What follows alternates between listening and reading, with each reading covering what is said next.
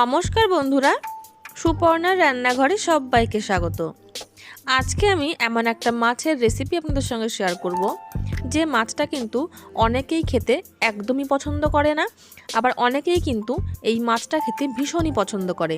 যারা পছন্দ করেন না তাদেরকে বলবো একবার হলেও এইভাবে একবার রান্না করে খেয়ে দেখতে পারেন। আশা করছি নিশ্চয়ই ভালো লাগবে। চলুন তাহলে দেখে নেওয়া যাক আমার আজকের এই মাছের রেসিপি, যার নাম লোটে মাছের ঝুড়ো। চলুন তাহলে দেখে নেওয়া যাক।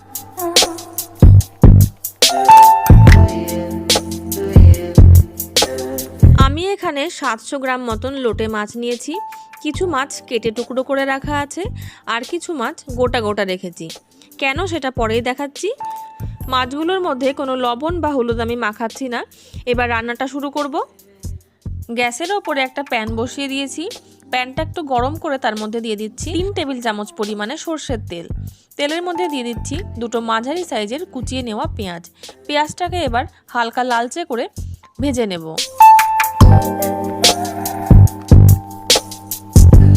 পেঁয়াজটা একটা হালকা লালচে কালার আসা পর্যন্ত কিন্তু আমি ভেজে নিলাম। এবার এই ভাজা পেঁয়াজের মধ্যে দিয়ে দিচ্ছি 2 চামচ পরিমাণে রসুন বাটা, 1 চামচ দিয়ে দিচ্ছি আদা বাটা, আর দিয়ে দিচ্ছি চেরা কাঁচা লঙ্কা। এবার পেঁয়াজের সঙ্গে এই সব মশলাগুলো খুব ভালো করে মিশিয়ে নেব। তারপর এর মধ্যে দিয়ে দিচ্ছি বড় সাইজের একটা কুচিয়ে নেওয়া টমেটো, আর দিয়ে দিচ্ছি সামান্য একটু জল, যাতে মশলাটা কোনোভাবে পুড়ে না যায়। দিয়ে দেব স্বাদ অনুযায়ী লবণ, পরিমাণ মতন দিয়ে দিচ্ছি হলুদ, আর কালারের জন্য 1/2 চামচ দিয়ে দিচ্ছি কাশ্মীরি শুকনো লঙ্কার গুঁড়ো। এবার এই সব মশলাটা খুব ভালো করে মিশিয়ে নিয়ে কষিয়ে নিতে হবে, যতক্ষণ না মশলা থেকে একদম তেল ছেড়ে আসছে। মশলাটা মিডিয়াম ফ্লেমে প্রায় 4 থেকে 5 মিনিট কিন্তু কষিয়ে নেওয়ার পরে এরকম হয়ে গেছে। মশলা থেকে কিন্তু তেলটাও ছাড়ছে। এবার মশলাটাকে পুরো প্যানের ওপরে এইভাবে কিন্তু ছড়িয়ে দেব, আর এই মশলাটার ওপরেই মাছগুলোকে এইভাবে সাজিয়ে দেব। এই সময় গ্যাসের ফ্লেমটা কিন্তু একদম লোতে রাখবো। এইভাবে ঢাকা দিয়ে রাখবো 3 থেকে 4 মিনিট। 3 থেকে 4 মিনিট পরে ঢাকাটা খুলে নেব। মাছগুলো কিন্তু ভীষণই নরম হয়, তাতেই কিন্তু মাছটা অনেকটাই সেদ্ধ হয়ে যাবে। আর এই মাছ থেকে কিন্তু এমনিতেই অনেকটা জল বের হয়ে যায়, তার জন্য আলাদা করে আর জল দেওয়ার প্রয়োজন হবে না। এবার যে মাছগুলো আমি গোটা গোটা রেখেছিলাম, সেই মাছগুলোর ওপর থেকে মাছটা সরিয়ে মাঝখান থেকে কাঁটাটা এইভাবে বের করে নেব। তার জন্যই আমি মাছটা গোটা রেখেছি। তবে এই মাছের কিন্তু কাঁটাগুলো ভীষণই নরম হয়, কাঁটা কিন্তু না বের করলেও কোনো অসুবিধে নেই। তবে কারোর যদি পছন্দ না হয় তাহলে এইভাবে কিন্তু কাঁটাটা বের করতে পারেন। তার জন্য আমি মাছগুলো কিন্তু কিছু মাছ কেটে রেখেছি, আর কিছু মাছ গোটা রেখেছি।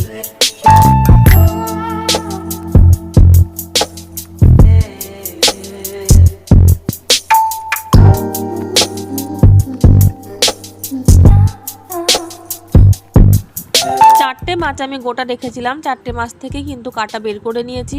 আর যে মাছগুলো টুকরো করে কাটা আছে সেগুলো থেকে আমি আর কাটা বের করছি না, কাটাগুলো ভীষণই নরম হয়।